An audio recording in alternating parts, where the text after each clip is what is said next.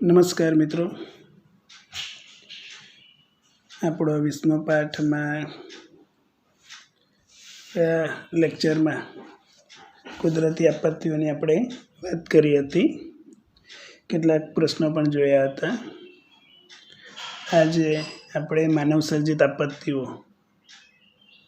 જોવાના છે. આપણો આ રિવિઝન લેક્ચર છે મિત્રો. અને માનવ સર્જિત આપત્તિ કે જેમાં જે કોઈ ઘટના બને કે જે ઘટનાનો જવાબદાર માનવી હોય, હવે માનવ પ્રત્યક્ષ કે પરોક્ષ રીતે જાણી જોઈને કે અજાણતા જે કંઈ કાર્યો કરે છે અને એમાં જે એની બેદરકારી, અસાવધાની કે અજ્ઞાનતા અને જેને પરિણામ સ્વરૂપ જે કોઈ ઘટના બનતી હોય છે અને એ ઘટનામાં જાનમાલનું નુકસાન થતું હોય છે, આવી દુર્ઘટના, આવી આપત્તિ કે જે માનવ સર્જિત આપત્તિ તરીકે ઓળખાય છે. તો માનવ સર્જિત આપત્તિની અંદર આપણે યાદ રાખવાનું કે આ જે આપત્તિ છે એનો નિમિત્ત માનવી છે, તો એ માનવ સર્જિત આપત્તિ કહેવાય છે. જેમ કે અત્યારે જે કોરોનાની પરિસ્થિતિ ચાલે છે, તો એ પણ માનવ સર્જિત છે. અને આ જે આપત્તિ છે કે જેણે સમગ્ર વિશ્વનો જે વિકાસ છે એને અટકાવી દીધો છે. તો મિત્રો, આવી કેટલીક આપણે આપત્તિ આજે જોવાના છે, જેમાં આપણે આગળ બધું જોઈ જ ગયા છે. આ માત્ર રિવિઝન છે, યાદ રાખજો. તો ઔદ્યોગિક અકસ્માત કે જે સતત આપણે ટીવી પર ન્યૂઝમાં જોતા હોય, આગ લાગી કે અન્ય કોઈ એવી ઘટના બની કે જેમાં જાનમાલની હાનિ થઈ. તો આ જે કંઈ ઔદ્યોગિક વસાહત છે, મિલો છે, કારખાના છે કે જેમાં ગમે તેટલી સાવચેતી રાખો છતાં પણ અકસ્માતનો ભય રહેલો છે. પરંતુ અકસ્માત જે છે એનો ભય રહેલો હોય અને જો અકસ્માત થાય તો એ અકસ્માતમાંથી કઈ રીતે આપણે લોકોને બચાવી શકીએ એ વસ્તુ મહત્ત્વની છે. બાકી અકસ્માત જે વસ્તુ છે એ કોઈ કહીને નથી આવતું. એ ગમે ત્યારે કોઈ પણ પરિસ્થિતિમાં થઈ શકે. ગમે તેટલી કાળજી રાખો તો પણ એ થઈ શકે. તો આવી પરિસ્થિતિમાં બચાવ માટે શું કરી શકીએ માનવી, એ મહત્ત્વનું છે. તો મિત્રો, આપણે આગળ વાત કરી હતી એક ગેસ દુર્ઘટનાની, જે મધ્યપ્રદેશમાં ભોપાલ ખાતે 1984માં એક ઘટના બની હતી કે જેમાં જંતુનાશક દવાનું જે કારખાનું હતું અને એ કારખાનામાં જે કંઈક ઉત્પાદન પ્રક્રિયામાં એક મિક નામનો ઝેરી વાયુ વપરાતો અને એ મિક નામનો ઝેરી વાયુનું જે ગળતર શરૂ થયું અને એ ગળતરને પરિણામ સ્વરૂપ 2500 જેટલા લોકો મૃત્યુ પામ્યા હતા અને 10,000 વ્યક્તિ કાયમી વિકલાંગ, 1.5 લાખ જેટલી વ્યક્તિ વાંચિક રીતે વિકલાંગ બની હતી. તો બહુ મહત્ત્વની આ એક ઘટના બની હતી. મહત્ત્વની તો નહીં કહેવાય, બહુ ખરાબ ઘટના બની હતી કે જેણે ઘણા લોકોને કાયમ માટે વિકલાંગ બનાવી દીધા હતા. તો આ જે ભોપાલ ગેસ કાંડ થયો હતો, આવો જો કોઈક અકસ્માત થાય તો આવી પરિસ્થિતિમાં શું કરી શકાય, તો એના માટે જ આ એક અકસ્માતની પરિસ્થિતિની વાત કરી છે કે જેમાં ગેસ ગળતર વખતે, હવે ગેસ ગળતર છે કારખાનામાં પણ થઈ શકે, કોઈ ગાડી 4વ્હીલર લઈને જતું હોય તો એ 4વ્હીલરનું CNG હોય તે પણ થઈ શકે, ઘરના અંદર આપણી પાસે પાઇપલાઇન દ્વારા ગેસ આવતો હોય કે બોટલ દ્વારા ગેસનો આપણે ઉપયોગ કરતા હોય તો એમાં પણ થઈ શકે. ટૂંકમાં આવી જે કંઈક પરિસ્થિતિ ઉદ્ભવે તો તે સમયે શું કરવું જોઈએ. હવે કારખાના હોય તો એમાં વોર્નિંગ સિસ્ટમ લગાડવી જોઈએ અને જે કંઈ સલામતીના માપદંડો છે એનું પાલન થવું જોઈએ. હવે ગેસની હેરફેર દરમિયાન ગળતર થાય તો ગેસ ટેન્કર જે છે એને માનવ વસાહતથી દૂર લઈ જવું જોઈએ. અને તમને મેં વાત કરી કે કદાચ અકસ્માતમાં ટેન્કર પડી જાય અને જો ગેસ લીકેજ થતો હોય તો આપણે એ વિસ્તારથી દૂર થઈ જવું જોઈએ. પવનની દિશા જોઈને એની વિરુદ્ધ દિશામાં જવું. શ્વાસની તકલીફ, આંખમાં બળતરા, આવી કંઈક તકલીફ થાય આ ગેસના લીધે તો તબીબનો સંપર્ક સાધવો, જાતે ઉપચાર કરવો નહીં. બેહોશ અને અશક્ત થયેલા લોકોને પ્રભાવિત ક્ષેત્રમાંથી દૂર લઈ જવા અને ફાયર બ્રિગેડ અને પોલીસને ખબર આપવી. અને આવી કોઈ પરિસ્થિતિ ઉદ્ભવી હોય તો તે ટાઈમે વધુ પ્રમાણમાં ભીડભાડ ન થાય એ રીતે આપણે વર્તન કરવું જોઈએ. અને કદાચ આપણને એમ થાય કે ભાઈ કોણ હશે, તો આવી પરિસ્થિતિમાં રસ્તા પર વાહન ન મૂકીને, વાહનને ન અવરોધાય એ રીતે આપણા વાહનો મૂકીને જો કદાચ કંઈક કામગીરીમાં આપણે મદદરૂપ થઈ શકે તો એ રીતે આપણે જવું જોઈએ. હવે મિત્રો શું ન કરવું? તો બચાવ કામગીરી સમયે તેમાં ન રોકાય લોકોએ ત્યાં ભેગા થવું જોઈએ નહીં. અને ગેસ ગળતરનું ક્ષેત્ર સત્તાવાળા તરફથી સંપૂર્ણ રીતે સલામત ઘોષિત ન થાય ત્યાં સુધી એ ક્ષેત્રમાં જવું જોઈએ નહીં. તો આ ગેસ ગળતરની પ્રક્રિયા છે. એ જ રીતે વિષાણુજન્ય રોગ. હવે સામાન્ય પરિસ્થિતિ કરતાં ઘણા મોટા લોકો અને બહુ મોટી વિસ્તારના લોકો જે કોઈક રોગનો ભોગ બને ત્યારે આપણે એમને કહીએ છીએ રોગચાળો ફાટી નીકળ્યો. જેમ કે ડેન્ગ્યુ છે, ઇબોલા છે, સ્વાઇન ફ્લૂ છે, ઇન્ફ્લુએન્ઝા છે, કોરોના છે અત્યારની પરિસ્થિતિ, કે જેણે ઘણા લોકોને પોતાનો શિકાર બનાવ્યો છે અને કરોડો લોકો આજે આ કોરોનામાં મૃત્યુ પામ્યા છે. તો અગાઉની તુલનામાં વૈજ્ઞાનિક શોધખોળો અને રોગ પ્રતિકારક રસીઓ, બચાવના ઉન્નત ઉપાયો, સાધનો છતાં પણ આવો જે કંઈક રોગચાળો છે એનો ખતરો માનવજાત માટે હંમેશા તોળાતો રહ્યો છે, જેની પરિસ્થિતિ અત્યારે આપણે અનુભવીએ છીએ. 1994માં સુરત શહેરમાં જે પ્લેગ થયેલો, પરીક્ષામાં આવે તો યાદ રાખવાનું, 1994માં કયા શહેરમાં પ્લેગની ઘટના બની હતી, રોગચાળો ફેલાયો હતો, તો તમારે યાદ રાખવાનું એમાં સુરત. અને 2015માં સ્વાઇન ફ્લૂ, જેમાં ગુજરાત અને દિલ્હી સહિત, અને COVID-19 એ તમને ખબર જ છે 2019 નવેમ્બર ડિસેમ્બરથી આ રોગની શરૂઆત થયેલી, જે આજે સમગ્ર વિશ્વમાં ફેલાઈ ચૂક્યો છે. અને ઉન્નત જે કંઈક ટેકનોલોજી છે આપણી, જે કંઈક તબીબી જે કંઈક નિષ્ણાતો છે એ પણ હવે હારી ચૂક્યા છે એમ કહેતો ચાલે. કારણ કે વેક્સિન લીધા પછી પણ આ રોગ થતો અત્યારે જોવા મળે છે. તો મિત્રો, આવા વિષાણુજન્ય રોગથી બચવા માટે શું કરવું? તો વિષાણુજન્યથી રોગથી બચવાનો ઉપાય એક જ છે, ચેપ ન લાગે એ અંગે સાવચેતી રાખવું. પ્રચાર પ્રસારના જે માધ્યમો છે એના દ્વારા અને આ જે વિષાણુજન્ય રોગથી બચાવના જે કંઈક ઉપાય છે એ આપણે કરવા જોઈએ. રોગ પ્રતિકારક રસી લેવી જોઈએ. દર્દીઓની સારવાર માટે અલાયદા વોર્ડની વ્યવસ્થા કરવી જોઈએ. અને આંતરરાષ્ટ્રીય સંગઠન જે કંઈક માહિતી આપે, WHO, વર્લ્ડ હેલ્થ ઓર્ગેનાઇઝેશન, એ પ્રમાણે આપણે પગલાં લેવા જોઈએ.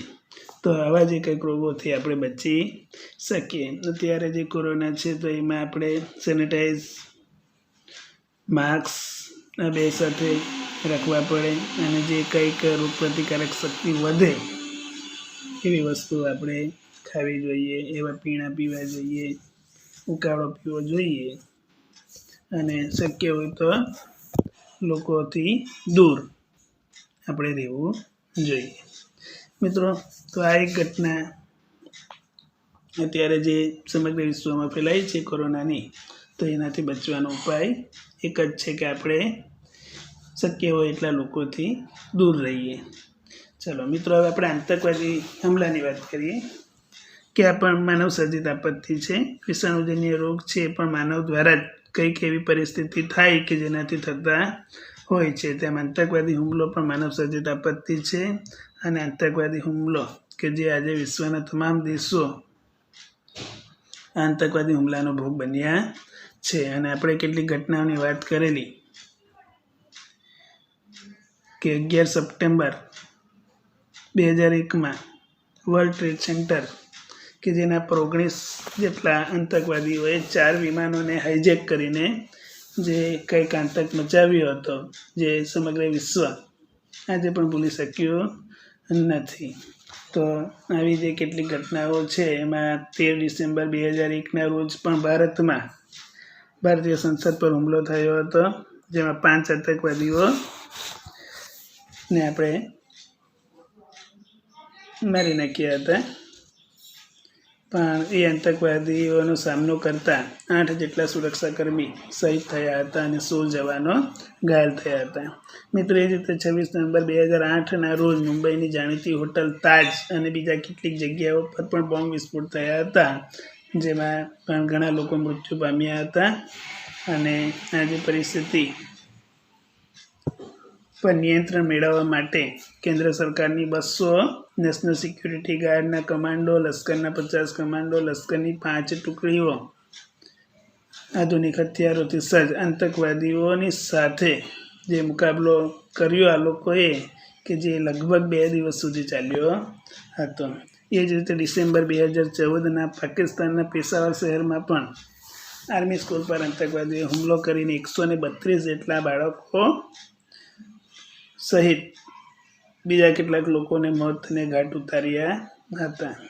તો આવી જે પરિસ્થિતિનું નિર્માણ થાય છે, એમાં એક નાગરિક તરીકે શું કરી શકાય આપણાથી આનાથી બચવા માટે? તો શંકાસ્પદ વ્યક્તિની હિલચાલ છે એની પોલીસને જાણ કરવી જોઈએ. બિનવારિસ જે વસ્તુ છે એને અડકવી જોઈએ નહીં. સુરક્ષાના હેતુથી જે કંઈ તપાસ થતી હોય તેમાં સહયોગ આપવો જોઈએ. કોઈને ઘર ભાડે આપો કે કદાચ કોઈ વાહન વેચો કે તો પોલીસ મથકે એની જાણ કરાવવું જોઈએ. અને વાહન વેચો તો લીગલી RTO દ્વારા બીજાના નામ પર જે વાહન કરવાનું આવે એ આખી પ્રોસેસ કરવી જોઈએ. જાહેર સ્થળો છે તો CCTVથી સુસજ્જ કરવા જોઈએ.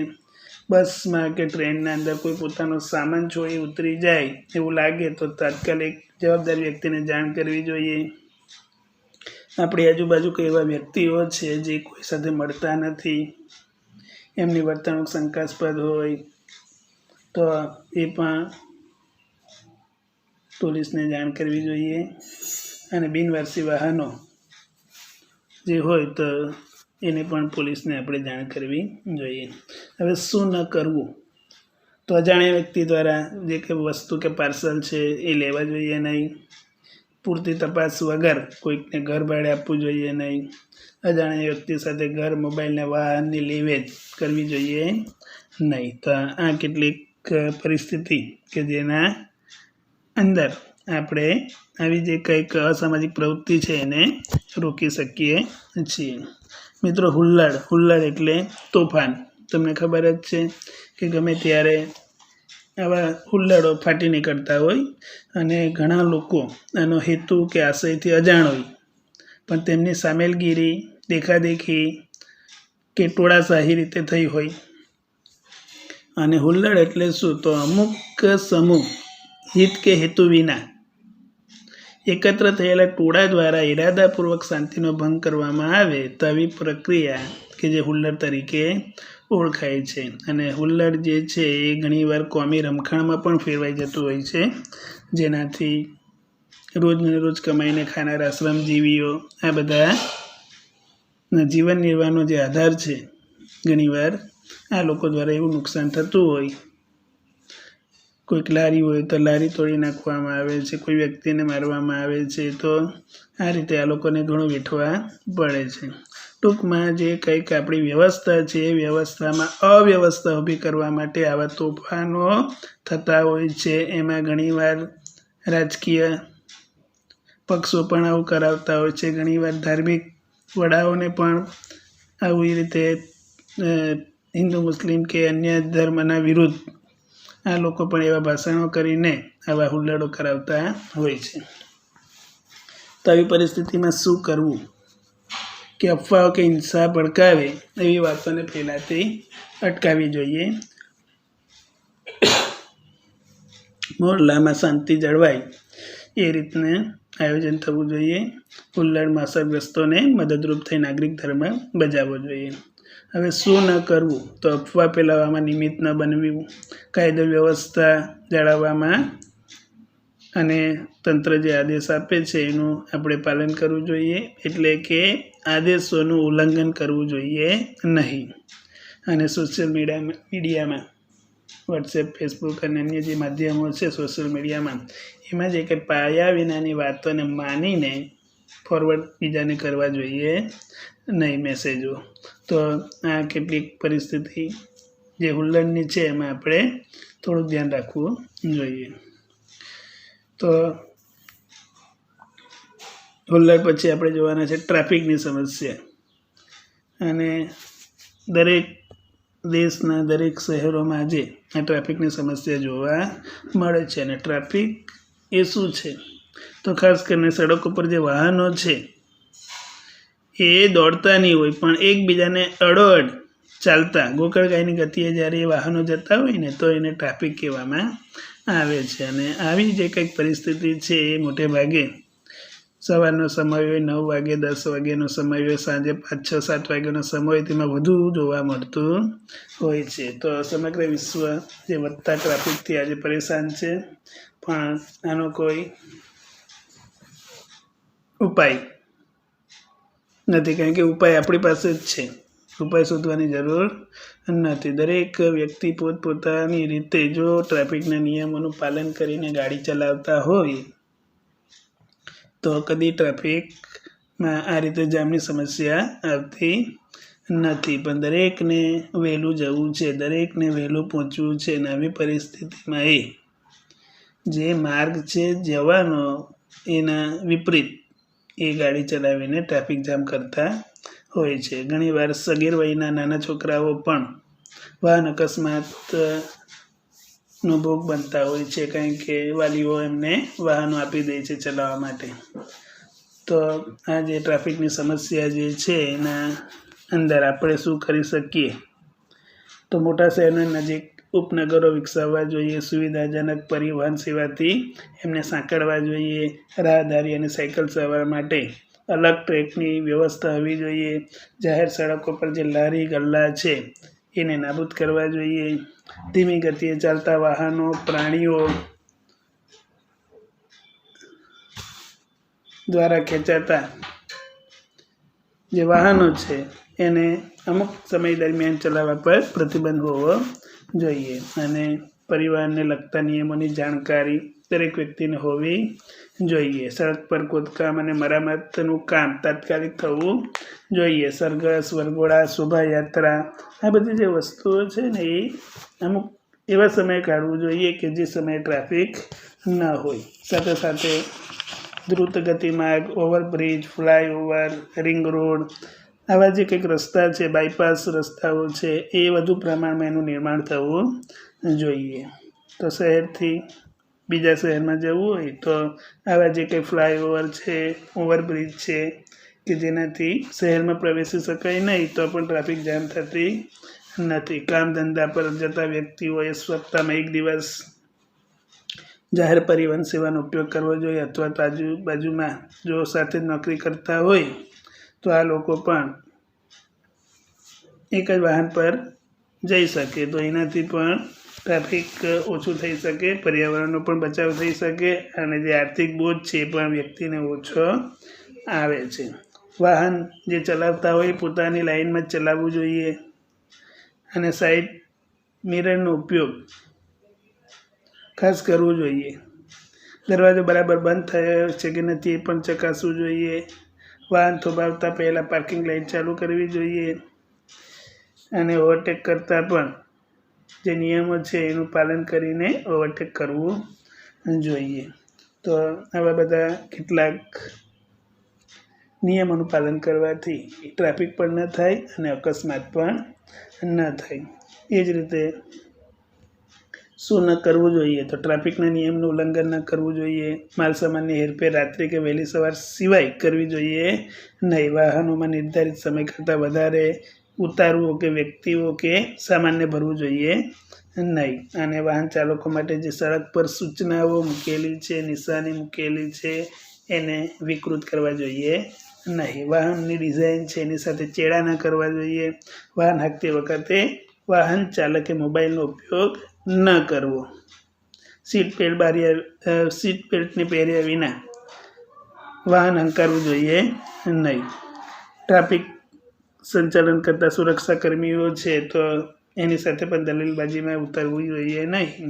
એ એમનું કામ કરે એમાં આપણે એમને સપોર્ટ આપવો જોઈએ. ટૂંકમાં જે કંઈક વાહન સિગ્નલના નિયમો છે એને પણ આપણે અપનાવીને જે કંઈક કાર્યો આપણે કરવા જોઈએ.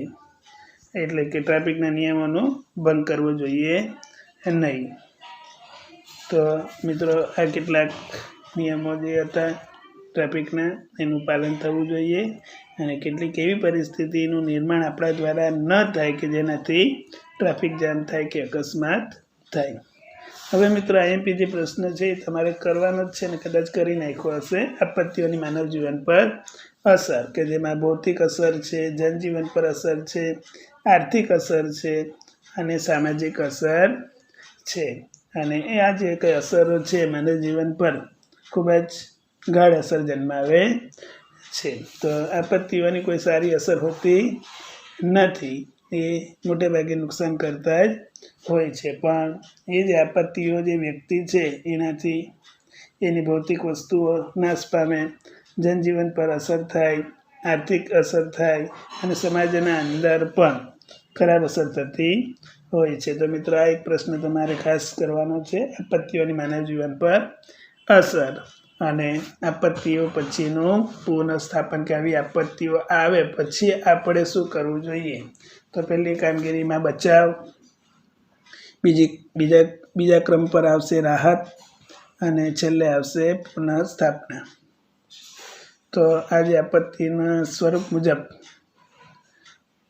જે કંઈક જરૂરિયાત છે એ પ્રમાણે કામ થવા જોઈએ. ભૂકંપ, પૂર કે વાવાઝોડા બાદ મકાનોનું નિર્માણ એ પહેલી આવશ્યકતા છે. દુકાળની પરિસ્થિતિ હોય તો લોકોને ખેતી ક્ષેત્રે અનાજ અને સાધનનું વિતરણ એ મહત્ત્વની વસ્તુ છે. વિષાણુજન્ય રોગચાળો છે તો એના માટે જનજાગૃતિ અને એ રોગને પહેલાં નાબૂદ કરી શકાય અને એ ફરી પાછો ન થાય એના માટેના કઈ કાળજી રાખવી એ પણ જરૂરી છે.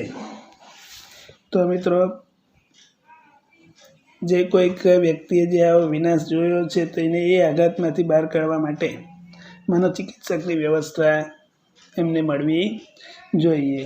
જે લોકો વિકલાંગ બની ગયા છે તો એના માટે રોજગારીની પણ વ્યવસ્થા હોવી જોઈએ. તો આપત્તિ પછીનું પુનઃસ્થાપન એ બહુ પડકારજનક કાર્ય છે, પરંતુ યોગ્ય આયોજન અને તબક્કાવાર એ જે કંઈક પરિસ્થિતિને ધ્યાનમાં રાખીને જે કંઈ આયોજન કરવામાં આવે તો એ આપત્તિ પછી વ્યક્તિ ફરી પાછો પોતાના જે કંઈક રોજબરોજની પરિસ્થિતિમાં પાછો આવી શકે. પણ એના માટે સરકાર, નાગરિક આ બધાના સાથ સપોર્ટથી જ આપત્તિ પછી પુનઃસ્થાપન થઈ શકે છે. તો મિત્રો આ 20મો પાઠ છે, એમાં આપણે ઘણા મોટા પ્રશ્નોની વાત કરી છે અને મોટા પ્રશ્નો વાંચશું એટલે એમાં નાના નાના પ્રશ્નો પણ આવી જ જાય. જેમ કે સુનામી કઈ આપત્તિ છે તે આપણને ખબર છે કે સુનામી એ કુદરતી આપત્તિ છે. ખરા ખોટામાં તમને પૂછે કે પૂર એક ધારા ભારે વરસાદનું પરિણામ છે, તો જવાબ આવશે ખરો.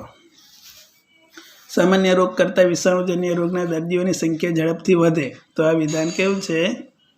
ખરું છે. અને આપત્તિના સમયે છેલ્લું કાર્ય રાહતનું છે. હવે કોઈ પ્રશ્ન આવ્યો, કારણ કે આપણે જોયું કે પહેલું કામગીરી બચાવ છે, બીજી કામગીરી રાહત છે અને છેલ્લે પુનઃસ્થાપન છે. તો છેલ્લું કાર્ય રાહતનું છે તો એ વિધાન ખોટું છે. વર્તમાન સમયમાં પણ કોઈ પણ રાષ્ટ્ર આતંકવાદથી સુરક્ષિત નથી, તો એ વિધાન ખરું છે. 26 ડિસેમ્બર 2004ના હિન્દ મહાસાગરના સુનામીએ 2 લાખથી વધુનો ભોગ લીધો હતો, તો આ વિધાન કેવું છે? ખરું છે. આતંકવાદી દેશના દુશ્મન છે,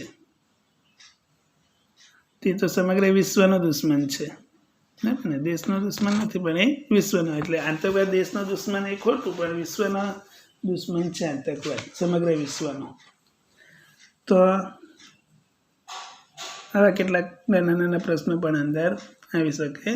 અને પરીક્ષાનું તો હવે કદાચ ઓનલાઈન જ લેવાશે પરીક્ષા, કારણ કે સમય બહુ ખરાબ છે. મિત્રો ઘરે રહેજો અને સુરક્ષિત રહેજો, અને જે આપણા પાઠ પણ બહુ ઓછા છે, 6 પાઠ છે, તો થોડું કામ કરજો પરીક્ષાને લગતું, તો એ પ્રમાણે તમને ફાયદો થશે. All the best.